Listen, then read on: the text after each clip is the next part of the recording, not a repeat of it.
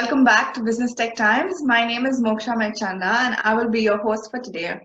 For those who don't know about Business Tech Times, it's a show that shares the same motive of Google Developers Group, where we believe in contributing to the progress of the community with respect to adaptability and scaling, to dialogues about businesses, technologies, and professional journeys.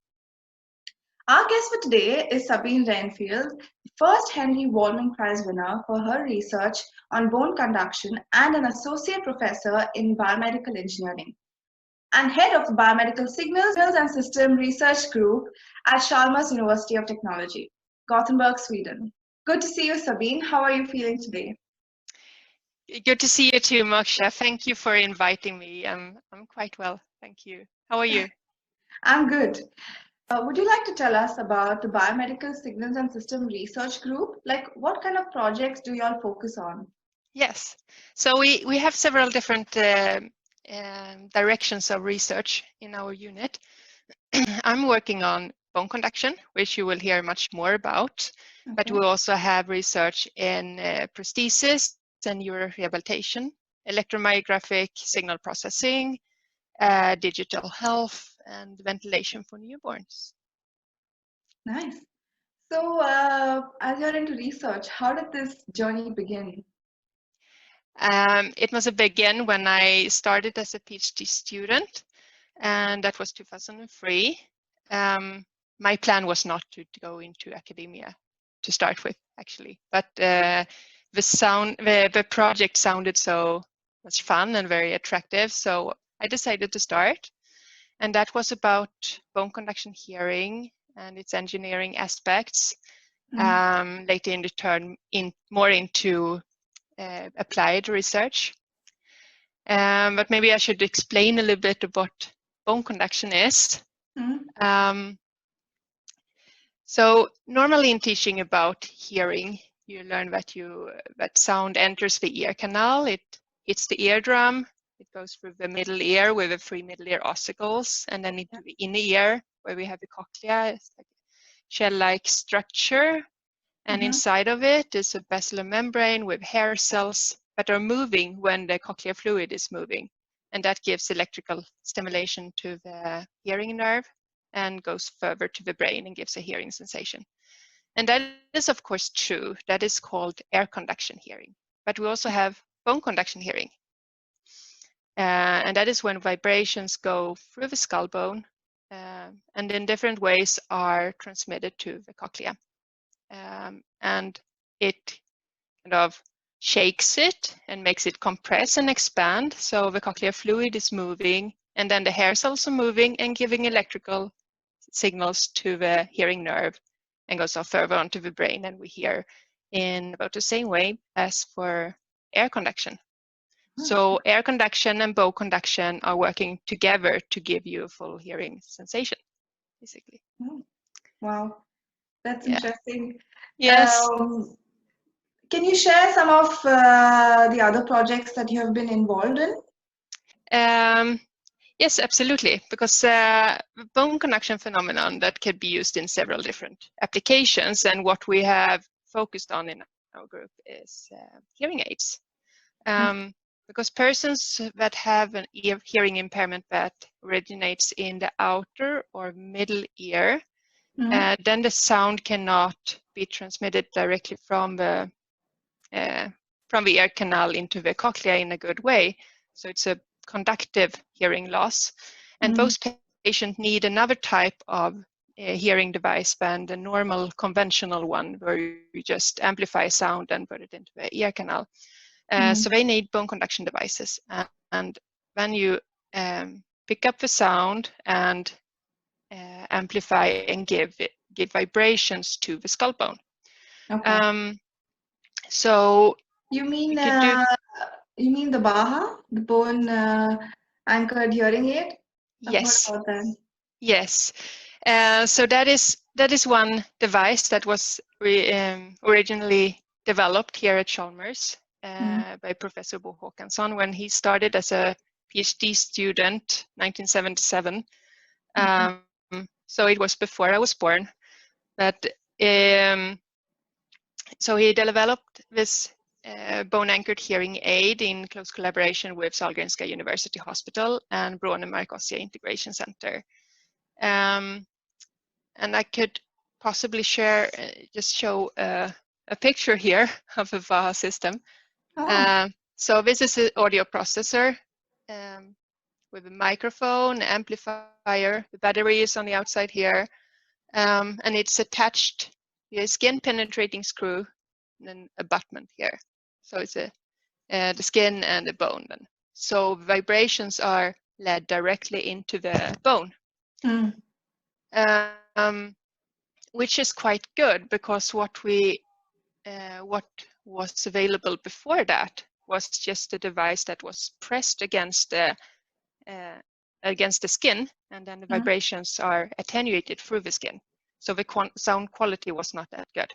And in order to reduce that effect, they really pressed it hard, and that made the skin very compressed, and it gives circulatory problems in the skin and also pain. So it was not that comfortable for the patients to wear that device. But this new one, then they got rid of that problem. And it was also a feedback problem before. So they were only able to have a microphone on one side and the transducer on the other side, not to give feedback. You know, feedback when someone with a hearing aid turns it on, might put a hand very close, and then the sound bounces from the loudspeaker to the microphone, and it's a beeping sound. So that happened unless you put the microphone and transducer on opposite sides. But the suspension technique in this BaHa was different, so we were able to put the microphone and transducer in the same device, which was quite good. And what about the bone conduction implant? Yes, so that's a continuation, because nothing is as good, but it can't be made better, right? Yeah. So Bo Håkansson also got the idea in 1998 that it would be very good to implant the transducer and keep the skin intact instead. And hardly no one believed in that idea at that time, but he kept on working with it and designed a new transducer that was smaller to be able to fit into the temporal bone for implantation. And then I joined the project in the second half of my PhD studies, and we did quite a few preclinical studies, and all work in collaboration with Sahlgrenska University Hospital. I should mention that as well, because we have really good collaboration partners there. And it's extremely important with the multidisciplinary aspects of these kind of projects, because you need to listen to other disciplines. So anybody, like even the elderly and the kids can use it, right? It can yes. But so far, this BCI is in clinical study. It's not out on the market yet. And in clinical studies, we do it on adults, so from 18 years up and up. Okay. How does the bone conduction implant really look like? Can we have a look at it? Yes, absolutely. I brought it here. So the BCI is divided in two parts. Now you see three here because one is just simulated skin. But this is the external part, which has the battery compartment. It has microphones. Inside you have a audio processor, the amplifier, and then there's also to be able to give a signal to the implant. There's an inductive link, and it's attached via magnet. And here in the implant, you see also a magnet and a coil for the induction link, and then the transducer, which is put in the small drilled hole of a bone. yeah, and the transducer is actually called BEST, but that's an abbreviation for Balanced Electromagnetic Separation Transducer, Oh, which is a new type compared to the ones that were previously in the BAHA. And it gives lower distortion and higher efficiency and is smaller, so it's more suitable yeah, for implantation. I also want to mention that some of the advantages with the BCI. sure. So it keeps the skin intact. That was the main idea from the start. But we also found out that attaching the outer audio processor with a magnet is much easier for the patients. They find it easily where to attach. While with the BAHA, they need to snap it onto the abutment, which is a bit more tricky for some patients. And also the feedback situation is actually improved as compared to the BAHA, even if BAHA was a great improvement to the previous device.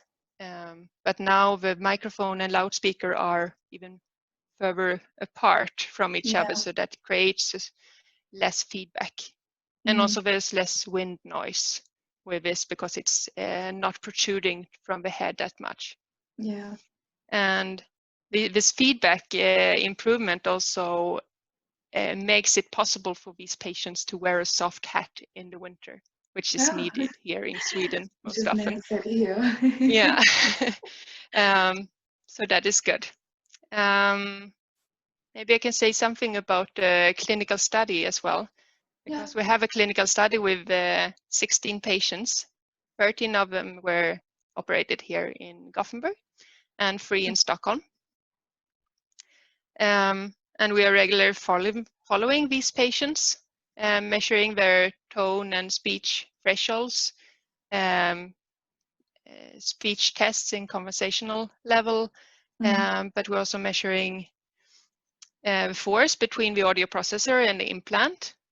And we're measuring the implant functionality by actually measuring the sound pressure in the nostril.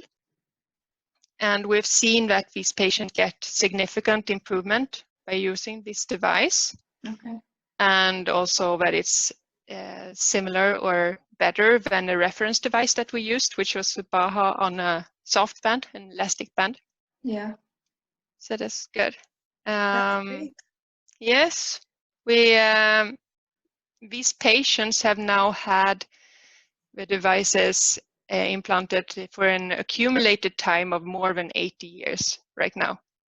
So Oh, the first one got her device in December 2012. So it's quite some time now. And during all this time, we had no serious adverse events at all. So that's very good. so it's in the right track. Yes, yes. That's amazing. What are the research projects you are currently working on apart from BCI or anything? Yeah. Yes. So one important aspect that we are considering now is how to fit this device to the patients. And by fitting, I mean the programming of a device. So it's individually fit for each patient depending on what hearing impairment that patient has.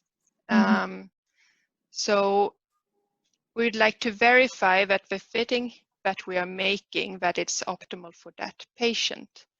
And then it's important to look at the dynamic range of a specific patient with that device. So then we need to look at the maximum power output. So that's the top of what the device can produce. And we look at the hearing thresholds of the patient with using that device. And we want to see that normal speech should be in between in this dynamic range. Okay. And this is quite a new project, and we want to use a new type of microphone, a surface microphone, that we can place on the forehead, because when the sound, when the vibrations are transmitted from the implant, they are transmitted throughout the whole skull bone and radiates into all cavities, but also out of the head. So it could be measured objectively with a microphone. And by measuring the maximum power output and the hearing thresholds with this surface microphone, we could find this dynamic range and see if normal speech signals are in there, in that area. And if it's not, we need to make something better in the programming. So that's one project that I'm excited about. Okay. Yeah. Another important another important project that we're working on is not with hearing aids actually, but the diagnosis of dizziness. And it's primarily Carl-Johan Fredin Jansson and Bo Håkansson that are working on it, but I'm also part of it. Okay. So we want to diagnose dizziness using bone conduction stimulation.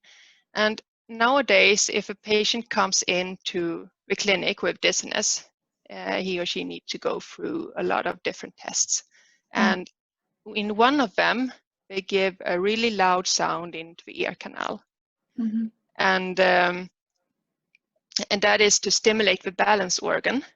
And it's like the head gets a small hit, and then the muscles in the neck are tensed, and also the eyes are moving a little bit to restore the balance.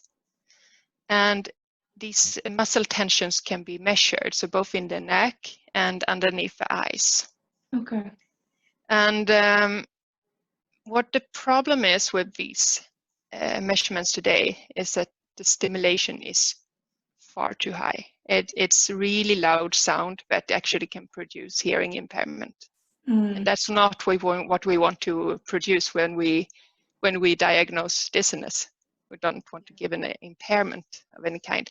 But it's been found out that using bone conduction stimulation, then you more effectively transmit the vibrations to the whole inner ear, and not only the cochlea but also the balance organ.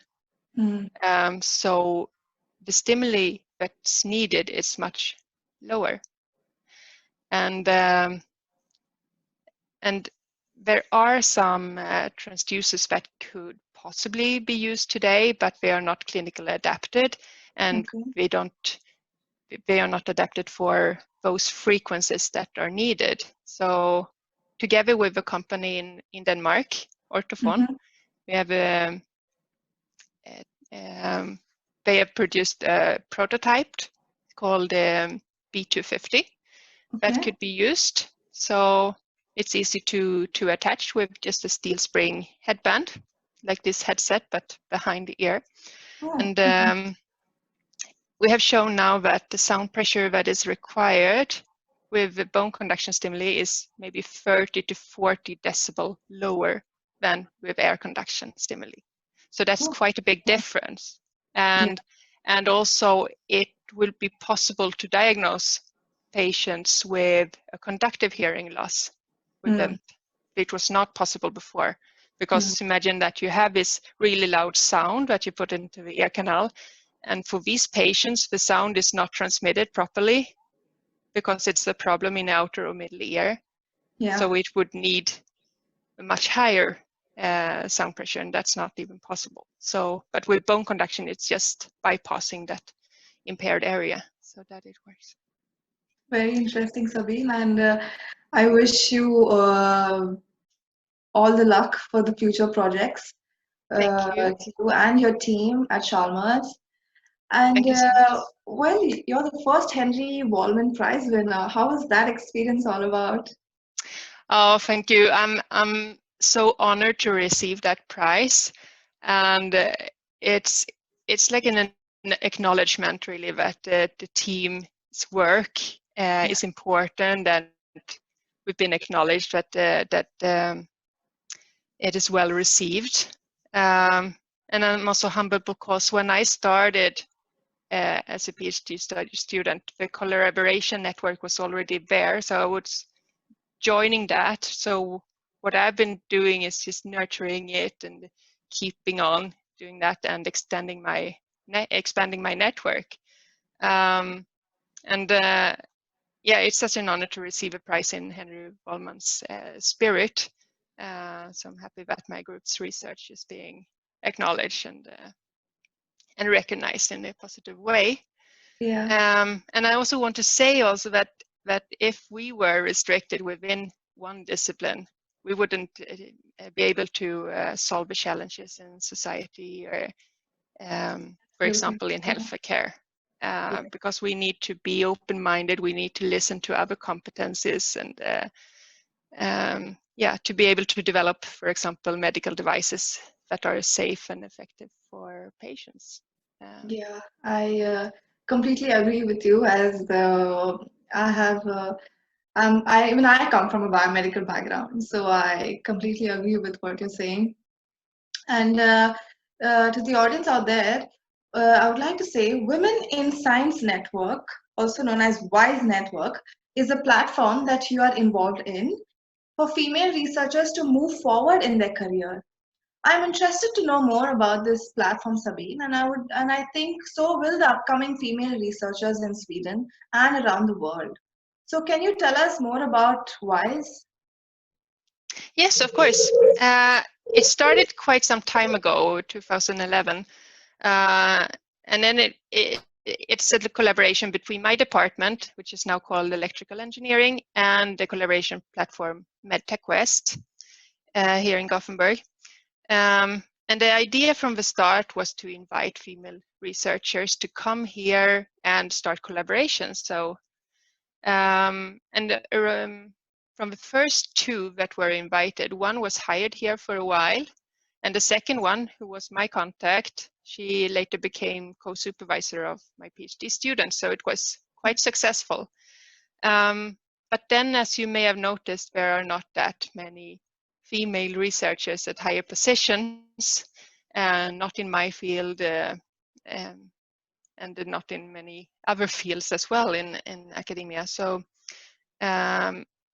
we had to twist it a bit. So we started to invite female role models to inspire, to give seminars and to inspire young researchers.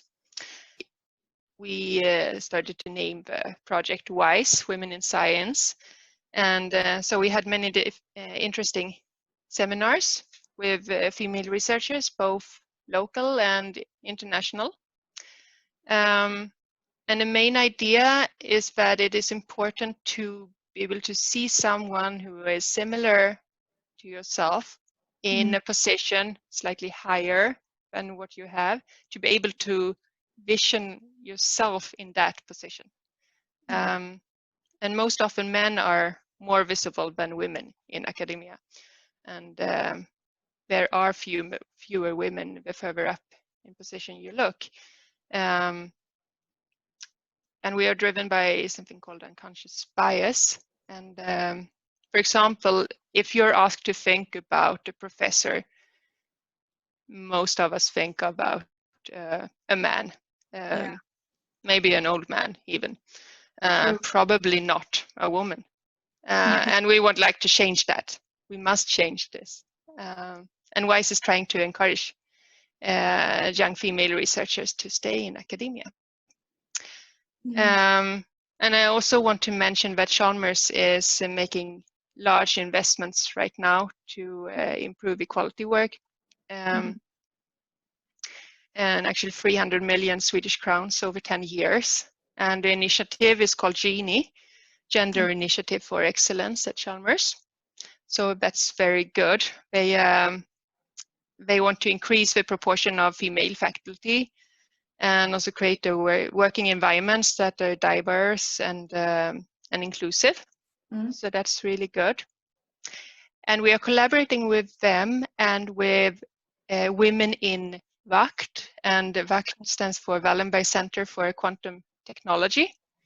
And together with them, we are now starting up a mentorship program. So it's a pilot phase to start with, but it's for PhD students and postdocs to be able to have mentors that are senior researchers. So we hope that this will be successful, and that we can scale up to coach more PhD students and postdocs in the future as well. That's wonderful, and I wish you luck with that as well. and to Chalmers.